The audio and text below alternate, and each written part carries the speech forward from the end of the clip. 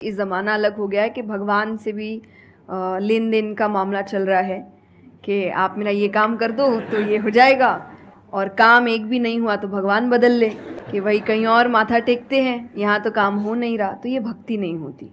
तो एक तो जो परसेप्शन भक्ति का बन गया है कि भजन कीर्तन पूजा पाठ कर लिया और भक्ति हो गई। भक्ति का असल मीनिंग है सरेंडर, समर्पण। और समर्पण व्यक्ति कब करता है? जब पहला चीज़ विश्वास होता है कि वो जो भी करता है वो सही करता है।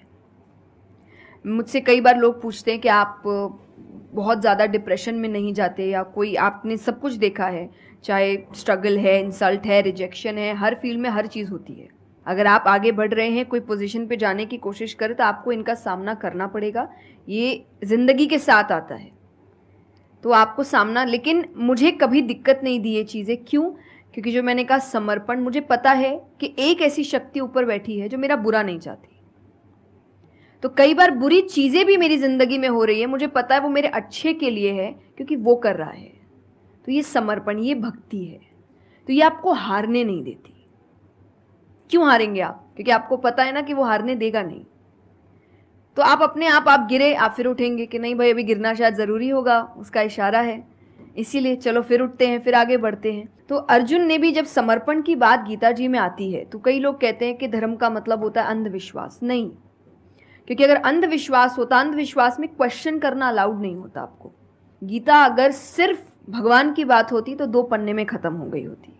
ये दोनों के बीच की बात है, जिसमें अर्जुन ये जानते हुए कि सामने कौन खड़ा है, क्वेश्चन करने की तो कोई सवाल ही नहीं था वहां पर कि भगवान लड़ने बोल रहा है, क्या क्वेश्चन करना।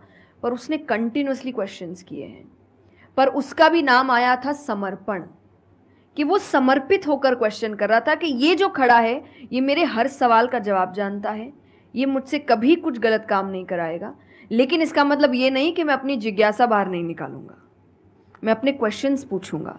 तो भक्ति का अर्थ यही होता है कि पहला निष्काम होता है। क्या फ़ायदा मत ढूंढिए कि मेरा काम नहीं हुआ तो भगवान है ही नहीं। भाई भगवान कहाँ है? भगवान होते तो ऐसा होता क्या? वो तो इंसान है, इसीलिए ऐसे हो रहे काम। भगवान ने तो सबको देखे, बच्चा तो मासूम ही होता है, बड़े होके खराब हो जाता है। कोई बच्चा गलत आपने देखा है क्या?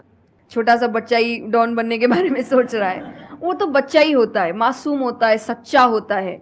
तो भगवान इसलिए कहते बच्चे भगवान का रूप है, क्योंकि वो एकदम प्योर होते हैं। बड़े होने के बाद हम काम खराब करते हैं और नाम फिर हम भगवान का देते हैं, क्योंकि हमको इल्ज़ाम लगाने के लिए लोग चाहिए। ये फेलियर्स के लिए भी, आप फेलियर्स के लिए भी हम कहते हैं मेरा काम अच्छा नहीं था, मेरा समय अच्छा नहीं था, मुझे पेरेंट्स ने सपोर्ट नहीं किया, मेरे पास ये नहीं था। वरना अगर देखा जाए इन्हीं सिचुएशन में कई लोग हैं जो काम करके आगे बढ़ जाते हैं। तो करने वाला तो कर लेगा, नहीं करने वाला इल्ज़ाम लगाएगा। तो वो इल्ज़ाम अभी हमें ऐसे दिखता है एक ऐसा कोई है जो सामने तो खड़ा नहीं है, भगवान लगाओ इल्ज़ाम। एक फोटो है ना इंटरनेट पे कि भगवान खड़े, छोटी बच्ची खड़ी है, छोटी बच्ची के हाथ में एक टेडी बेयर है, तो भगवान वो मांग रहे हैं और वो बच्ची बोली मुझे बहुत अच्छा लगता है, मुझे नहीं देना।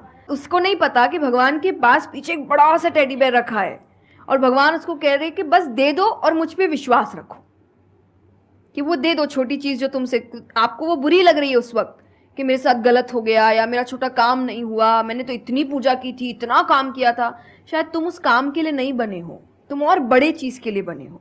तो निष्काम क्या है कि आपकी भक्ति निष्काम है, स्वार्थ से नहीं बनी है, तो भक्ति आगे बढ़ेगी। दूसरा सरेंडर, कि मेरे हर सवाल का उत्तर सिर्फ उसके पास है।